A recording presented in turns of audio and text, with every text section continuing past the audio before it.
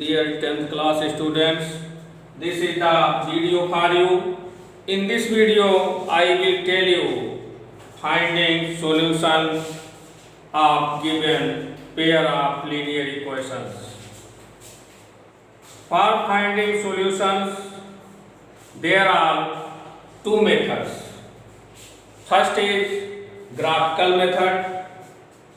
मैं अपनी previous video में ग्राफिकल मेथड के बारे में बता चुका हूँ। ग्राफिकल मेथड में दिए गए रैखिक समीकरणों का सबसे पहले आलेख खींचते हैं।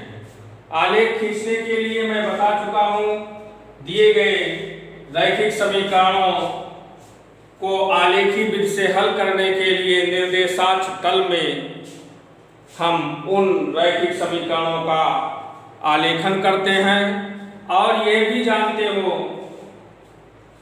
ax + by = c1 के रूप का रैखिक समीकरण का आलेख सदैव एक सरल रेखा होती है। इसलिए हमें दिए गए रैखिक समीकरणों से दो सरल रेखाएं प्राप्त होंगी आलेखन करने के बाद। अब वो सरल रेखाएं किस प्रकार हैं, जिन रैखिक समीकरणों का आलेखन हम किए हैं उनसे प्राप्त सरल रेखाएं किस प्रकार हैं, वो या तो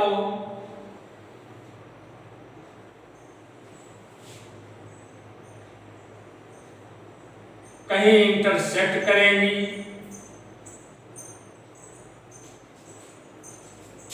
here this is x axis and this is y axis। बच्चों, निर्देशाक्ष तल के बारे में तुम्हें जानकारी होगी। निर्देशाक्ष तल क्या होता है? दो परस्पर लंबवत अक्षें जिन्हें हम x अक्ष और y अक्ष कहते हैं, एक दूसरे को प्रतिच्छेद करती हैं तो हमारा तल 4 पार्ट में डिवाइड हो जाता है। ये first, second and third, fourth, और इन्हें चतुर्थांश बोलते हैं। ये फर्स्ट चतुर्थांश, सेकेंड, थर्ड एंड फोर्थ। यहाँ ओरिजिन के राइट साइड में जो दूरियां मापते हैं वो पॉजिटिव, इसी प्रकार y अक्ष पे ओरिजिन से ऊपर की ओर जो दूरियां मापते हैं वो पॉजिटिव, और ओरिजिन के लेफ्ट साइड में या ओरिजिन के नीचे y अक्ष पर जो दूरियां मापते हैं वो सभी निगेटिव होती हैं।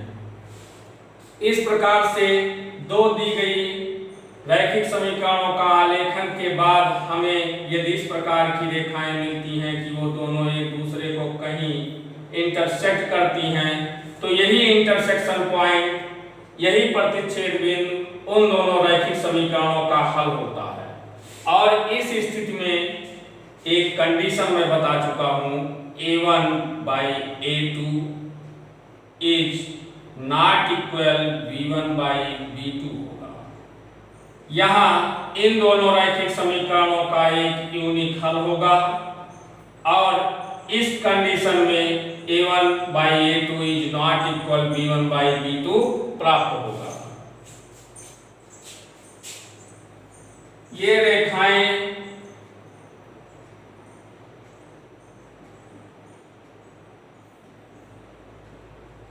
एक दूसरे के कोइंसिडेंट हो सकती हैं, संपाती हो सकती हैं।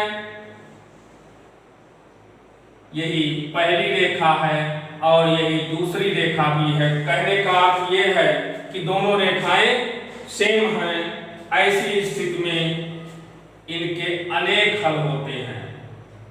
अनेक हल होते हैं तब हमें हल को बताना नहीं है। जो भी जितने पॉइंट इन रेखाओं पर स्थित हैं, चाहे ये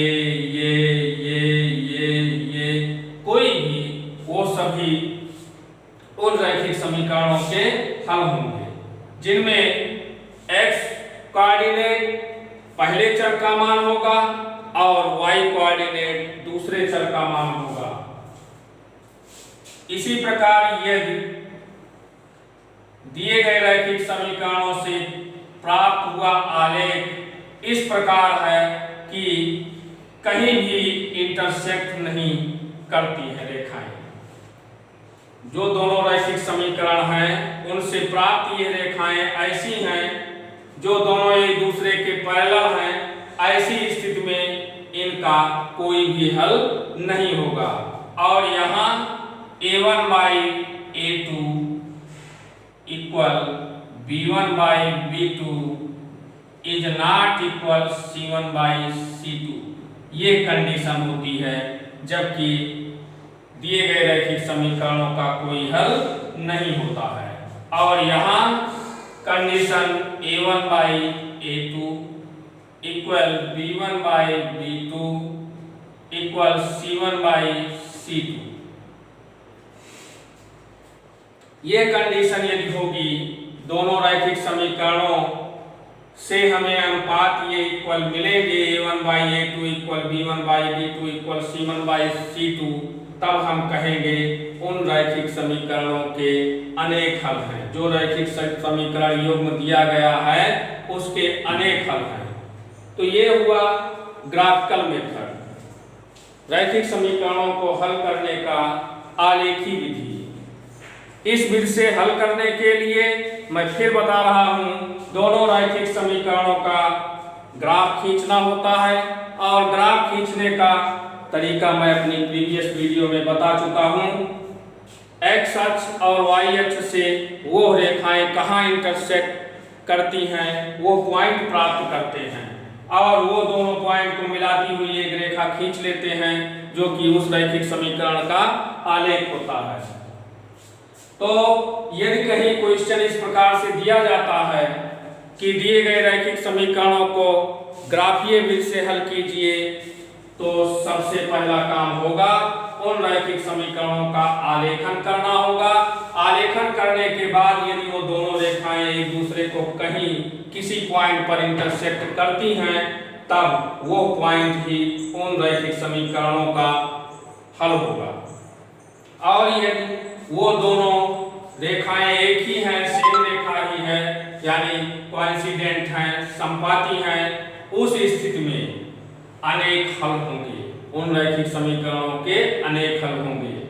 और जब पैरेलल मिलती हैं तब उनका कोई हल नहीं होता। There are two methods for finding solution of given pair of linear equations. First is this graphical method and second I am telling you second method.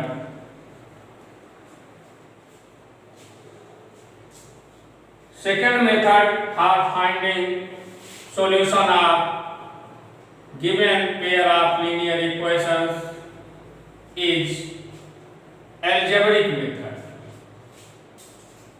Algebraic method.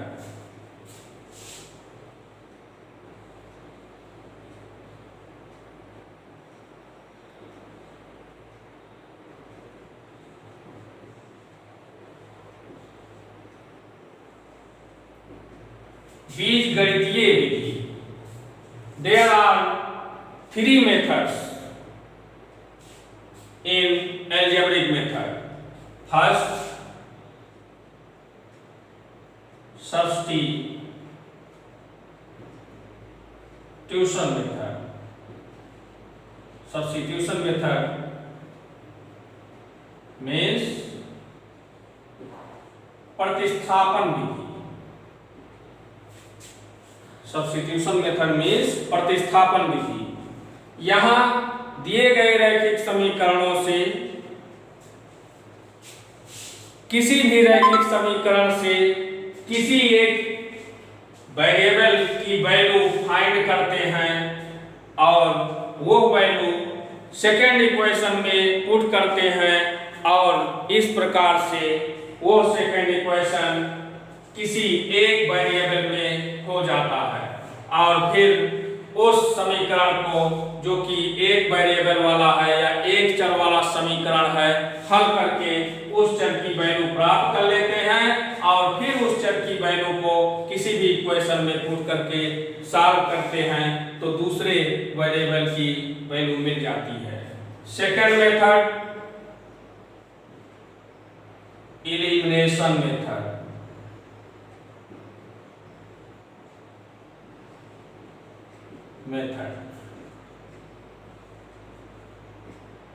Elimination method विलोपन विधि। इस विधि से रैखिक समीकरणों को हल करने के लिए सबसे पहले दिए गए रैखिक समीकरणों में किसी एक वेरिएबल के कोएफिशिएंट को सेम करना होता है और इसके लिए हमें उस समीकरण में किसी राशि से मल्टीप्लाई करना होता है या किसी राशि से डिवाइड करना होता है।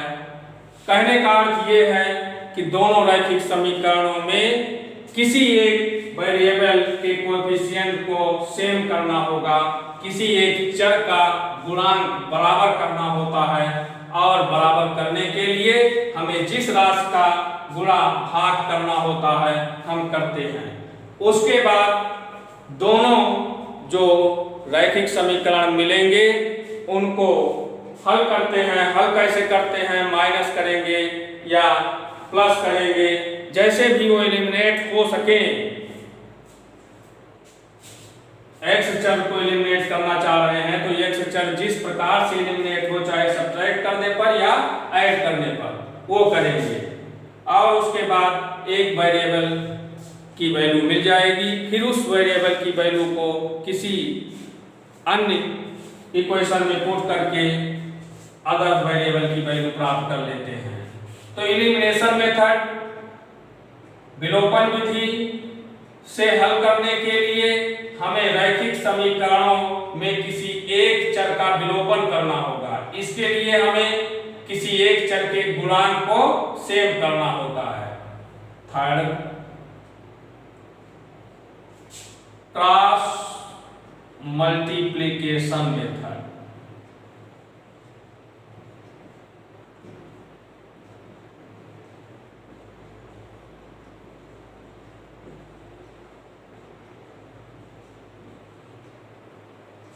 क्रॉस मल्टीप्लिकेशन में मेथड वज्र गुणन विधि। इस विधि से हल करने के लिए रैखिक समीकरणों को हम क्वेश्चन अभी सॉल्व करेंगे, इस विधि से हल करके दिखाएंगे।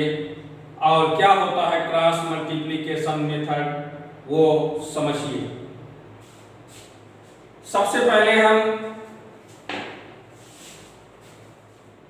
एक्सरसाइज 3.2 में दिए गए क्वेश्चन पढ़ते हैं। फर्स्ट क्वेश्चन, निम्न संख्याओं में रैखिक समीकरणों के युग्म बनाइए तथा उनके ग्राफीय विधि से हल ज्ञात कीजिए। कक्षा 10 के 10 विद्यार्थियों ने एक गणित की पहेली प्रतियोगिता में हिस्सा लिया। यदि लड़कियों की संख्या लड़कों की संख्या से 4 अधिक हो तो प्रतियोगिता में भाग लिए लड़कों तथा लड़कियों की संख्या ज्ञात कीजिए। ग्राफीय विधि से हल करना है। सबसे पहले तो रैखिक समीकरणों का युग्म बनाएंगे और युग्म बनाने के लिए यहाँ ये सपोज करना होगा कि लड़कों की संख्या x एंड लड़कियों की संख्या y है। और फिर रैखिक समीकरण युग्म बना लेने के बाद उनका ग्राफ खींचना होगा, जैसा कि मैं अभी बताया। और ग्राफ खींचने के बाद वो पॉइंट देखना होगा जहां वो दोनों रेखाएं एक दूसरे को प्रतिच्छेद करेंगी, अर्थात उन रैखिक समीकरणों से प्रदर्शित रेखाएं जहां प्रतिच्छेद करेंगी वो पॉइंट देखना होगा। उसका x निर्देशांक पहले चर का मान होगा और y निर्देशांक दूसरे चर का मान होगा। You solve yourself this question and tell me if any problem. Same second part, 5 pencil तथा 7 कलमों का कुल मूल्य ₹50 है, जबकि 7 पेंसिल तथा 5 कलमों का कुल मूल्य ₹46 है। तो एक पेंसिल एक कलम का मूल्य बताना है। यहाँ भी सपोज कर लेना होगा एक पेंसिल का मूल्य x और एक कलम का मूल्य y रुपया है। और तब रैखिक समीकरण युग्म बनाना होगा। रैखिक समीकरण युग्म बनाने के बाद सेम ग्राफ खींच करके वो इंटरसेक्शन पॉइंट फाइंड करना होगा जहां वे दोनों रेखाएं इंटरसेक्ट करती हैं। सेकंड क्वेश्चन, अनुपातों A1/A2, B1/B2, C1/C2 की तुलना कर ज्ञात कीजिए कि निम्न समीकरण युग्म द्वारा निरूपित रेखाएं एक बिंदु पर प्रतिच्छेद करती हैं, समांतर हैं अथवा समपाती हैं। बच्चों मैं बता चुका हूं, रैखिक समीकरण युग्म का मानक रूप standard form A1x plus B1y equal C1 and A2x plus B2y equal C2 होता है। इसी स्टैंडर्ड फॉर्म से दिए गए इक्वेशंस को कंपेयर करते हैं और A1, B1, A2, B2 की वैल्यू फाइंड करते हैं। और यह मैं अभी बताया A1/A2 is not equal B1/B2 प्राप्त करते हैं, तब कहेंगे दिए गए रैखिक समीकरण युग्म के यूनिक हल हैं, यानी अद्वितीय हल है। एक और केवल एक हल है, वो कौन सा है? जहां वो रेखाएं एक दूसरे को इंटरसेक्ट करती हैं, प्रतिच्छेद करती हैं। और यदि A1/A2 equal B1/B2 equal C1/C2 प्राप्त करते हैं तो वो रेखाएं जो प्रदर्शित होंगी दिए गए रैखिक समीकरणों से, उनके जो हल होंगे वो अनेक हल होंगे, क्योंकि प्रदर्शित रेखाएं कोइंसाइड होंगी यानी समपाती होंगी। तो जितने भी पॉइंट उन रेखाओं पर हैं वो सभी उन रेखाओं के हल हैं। और कितने पॉइंट होंगे ये मालूम होगा, इनफाइनाइट पॉइंट होंगे। और यदि तीसरी कंडीशन मिलती है A1/A2 equal B1/B2 is not equal C1/C2, तब वे दिए गए रैखिक समीकरण कोई हल नहीं रखते, यानी उनके कोई हल नहीं होंगे। तो एक क्वेश्चन मैं सॉल्व करके दिखा रहा हूं। Question number 2, second part.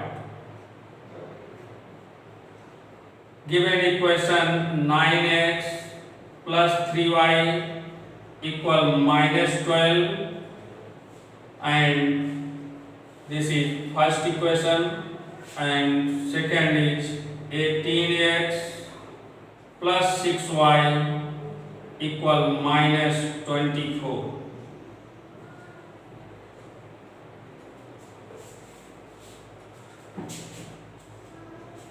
Here we find by comparing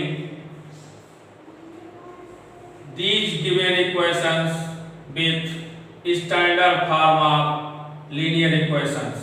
We get A1 equal 9 and B1 equal 3, C1 equal -12. You can write here comparing these given equations with standard form of linear equations, who are A1x plus B1y equal C1 and A2x plus B2y equal C2. Means दिए गए रैखिक समीकरणों की रैखिक समीकरण के मानक रूप से कंपेयर करने पर, तुलना करने पर ये वैल्यू प्राप्त करते हैं। A1 9, B1 3, C1 -12 and C2 A1, B1, C1, C2 -24, A2 18, and B2 6. Here we find A1/A2 equal 9/18, 9 2, this will be 1/2. B1/B2 equal 3/6, equal 1/2 and C1 by C2 equal -12 by -24. Here this will be also 1/2. You are seeing here since A1 by A2 equal B1 by B2 equal C1 by C2. So these given equations have many solutions. अनेक हल होंगे। ये दिए गए रैखिक समीकरणों के अनेक हल होंगे। और यदि कंडीशन हमें A1 by A2 is not equal B1 by B2 मिली होती तब कहते केवल एक हल है।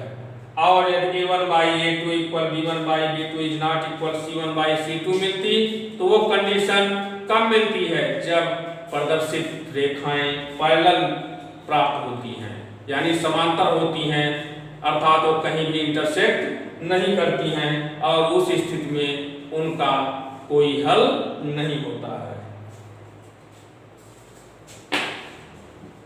You solve yourself other part of this question.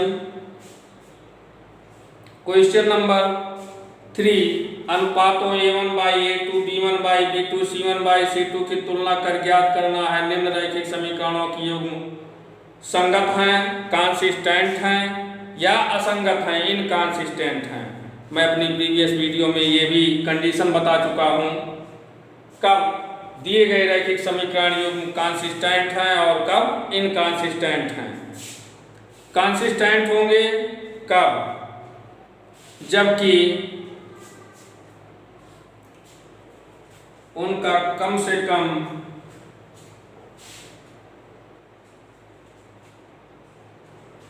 Consistent point कम से कम एक हल अवश्य हो, तब वो कंसिस्टेंट कहलाते हैं। और इनकंसिस्टेंट होंगे जबकि उनका कोई हल ना हो। कहने का अर्थ ये हुआ, सबसे पहला काम यहाँ भी वही करना होगा, दिए गए रैखिक समीकरणों को कंपेयर करना होगा ये स्टैंडर्ड फॉर्म से, जो रैखिक समीकरण युग्म के स्टैंडर्ड फॉर्म है A1x + B1y = C1 और A2x + B2y = C2। A1 B1 A2 B2 C1 C2 सबकी वैल्यू फाइंड करनी होगी, और फिर A1 by A2 फाइंड करना है, फिर B1 by B2 फाइंड करना है, फिर C1 by C2 फाइंड करना है, और फिर देखना है यदि condition A1 by A2 equal B1 by B2 is not equal C1 by C2 प्राप्त होती है, तब कहेंगे कि वो दिए गए रैखिक समीकरण युग्म इनकंसिस्टेंट हैं, कहने का मतलब असंगत हैं। और यदि शेष दोनों कंडीशन मिलती हैं तब कहेंगे कंसिस्टेंट हैं। कहने का अर्थ हुआ केवल एक हल हो या अनेक हल हो, उस स्थिति में दिए गए रैखिक समीकरण युग्म कंसिस्टेंट कहलाते हैं। After this, next question is which four निम्न रैखिक समीकरणों के युग्मों में से कौन से युग्म संगत असंगत, यदि संगत हैं ग्राफीय विधि से हल करना है। यहाँ भी वही काम करना है, यदि कंसिस्टेंट हैं तो उन्हें ग्राफीय विधि से हल करना है, और यदि इनकंसिस्टेंट हैं तो कुछ नहीं करना है, ग्राफीय विधि से हल नहीं करना, संगत हैं तो ही करना है। और यदि ग्राफ खींचने के लिए कहेंगे तो इन रैखिक समीकरणों का ग्राफ खींचेंगे, यदि वो असंगत होंगे तो पैरेलल ग्राफ मिलेगा, और यदि संगत होंगे तो या तो कोइंसिडेंट हैं, मीन संपाती हैं, दोनों रेखाएं सेम मिलेंगी, और या तो दोनों कहीं न कहीं इंटरसेक्ट करती होंगी। क्वेश्चन नंबर 5, एक आयताकार बाग जिसकी लंबाई चौड़ाई से 4 मीटर अधिक है का अर्ध परिमाप 36 मीटर है, तो बाग की बीमाएं ज्ञात करनी है। ये भी क्वेश्चन स्वयं सॉल्व कर सकते हैं। नेक्स्ट क्वेश्चन 6, यदि रैखिक समीकरण 2x + 3y = 8 दी गई है तो चरों से एक ऐसी रैखिक समीकरण लिखिए जिससे कि प्राप्त युग्म का ग्राफीय निरूपण जैसा कि प्रतिच्छेद करती हों, समांतर रेखाएं हों, समपाती हों। तो प्रतिच्छेद करती हैं, ऐसी स्थिति में a1/a2 is not equal b1/b2 होना चाहिए। तो ऐसा समीकरण लिखेंगे जिससे हमें a1/a2 is not equal b1/b2 प्राप्त हो। You solve yourself this question. Question number 7, समीकरणों x minus y plus 1 equal 0 तथा 3x प्लस 2y इक्वल 12 का ग्राफ खींचिए। तो सबसे पहले इन दोनों समीकरणों का ग्राफ खींचना होगा। x अक्ष तथा इन रेखाओं से बने त्रिभुज के शीर्षों के निर्देशांक ज्ञात कीजिए। अब ये देखेंगे ग्राफ खींचने के बाद वो रेखाएं x अक्ष से कहाँ प्रतिच्छेद करती हैं, उस निर्देशांक को बताना होगा देख करके, और उसके बाद प्रतिच्छेद करने से दोनों रेखाओं के और x अक्ष से एक त्रिभुज निर्मित होगा। उस त्रिभुज का क्षेत्रफल बताना है। त्रिभुजाकार पटल को छायांकित क्षेत्रफल नहीं बताना है, केवल छायांकित कर देना है। निर्देशांक ज्ञात करना है और जो दोनों रेखाओं तथा x अक्ष के प्रतिच्छेद करने से त्रिभुज मिलेगा उसे रेखांकित कर देंगे। अन्य महत्वपूर्ण प्रश्न दिए हुए हैं।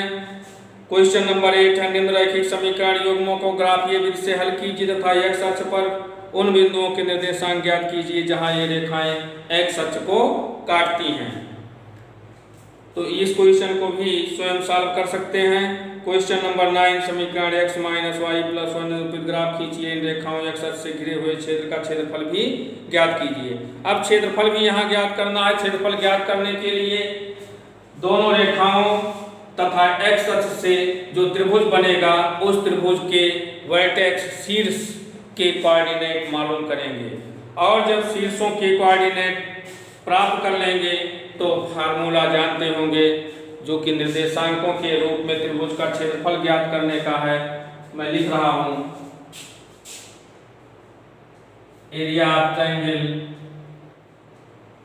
एक त्रिभुज छोटा सा बनाते हैं और क्षेत्रफल के लिए इसे डिनोट करते हैं, डेल्टा पढ़ते हैं, is equal to 1/2 x1 y2 minus y3 plus x2 y3 minus y1 plus x3 y1 minus y2।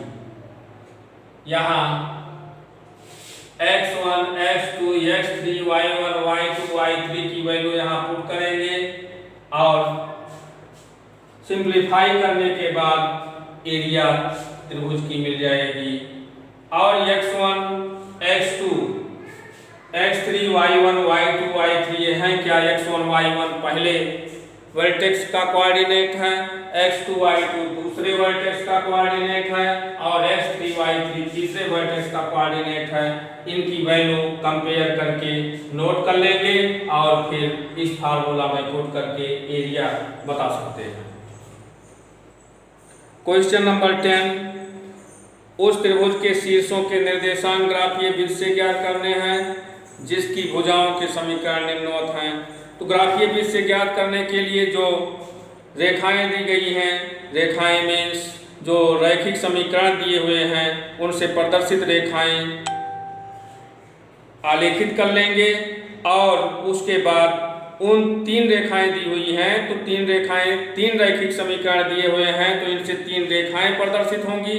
इन तीनों रेखाओं के इंटरसेक्ट करने से जो ट्रायंगल मिलेगा उसके वर्टेक्स के कोऑर्डिनेट देख करके बताएंगे। Same second part and thus this exercise finished।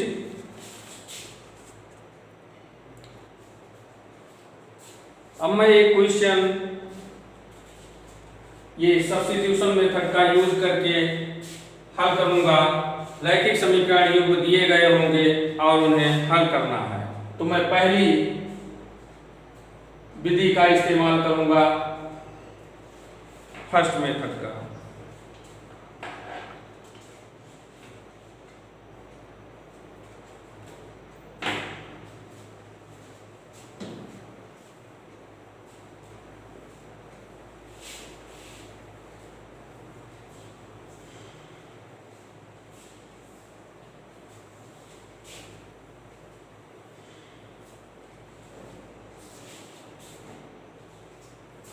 here given equation x plus y equal 14, this is first equation, and x minus y equal 4,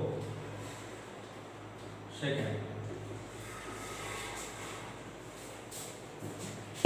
मैं इस क्वेश्चन को सब्स्टिट्यूशन मेथड का यूज करते हुए सॉल्व करता हूं।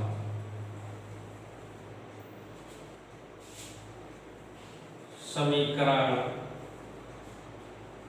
1 से यहां फाइंड करते हैं x की वैल्यू y के टर्म में या y की वैल्यू x के टर्म में। x इक्वल 14 माइनस y, समीकरण 2 में पुट करते हैं, समीकरण 2 में रखने को।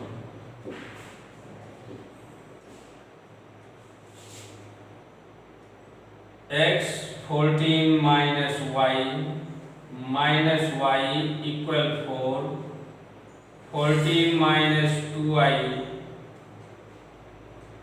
Is equal to 4, minus 2y is equal to minus 10, and here we find y equal 5.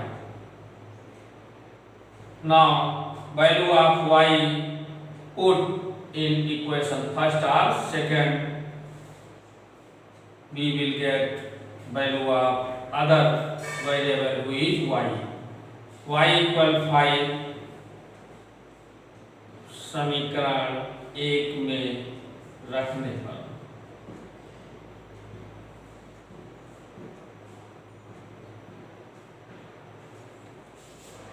y equal 5 put करते हैं, समीकरण 1 में 5 x plus y 5 equal 14, we may write here x equal 9. This is the value of y and this is the value of x. Same इन्हीं समीकरणों को हम second method का use करके हल करते हैं, एलिमिनेशन मेथड का।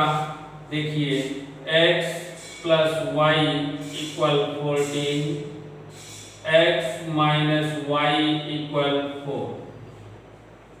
मैं बता चुका हूं एलिमिनेशन मेथड से सॉल्व करने के लिए सबसे पहले हमें दोनों रैखिक समीकरणों में जो चर यूज हुए हैं उनमें से किसी एक के कोएफिशिएंट को सेम करना है। तो यहाँ सेम दिया ही है, इसलिए हमें कुछ भी नहीं करना है।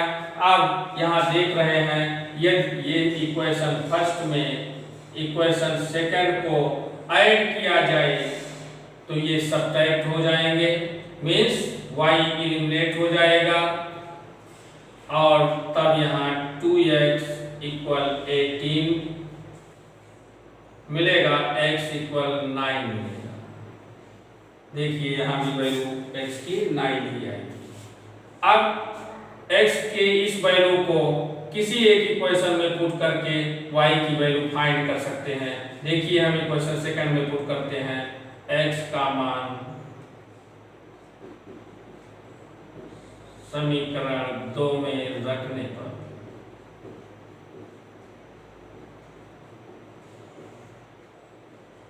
we get here 9 plus y equal 14, y equal 5. This is the elimination method. Elimination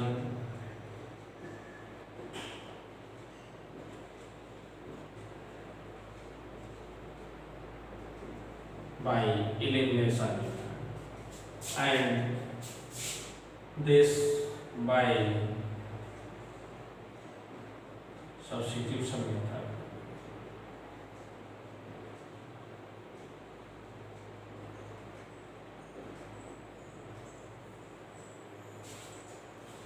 You solve your exercise self and tell me if you feel any problem. And in next video, I will tell you solution by cross multiplication method. That's all in this video, and soon I will meet you in next video. All the best.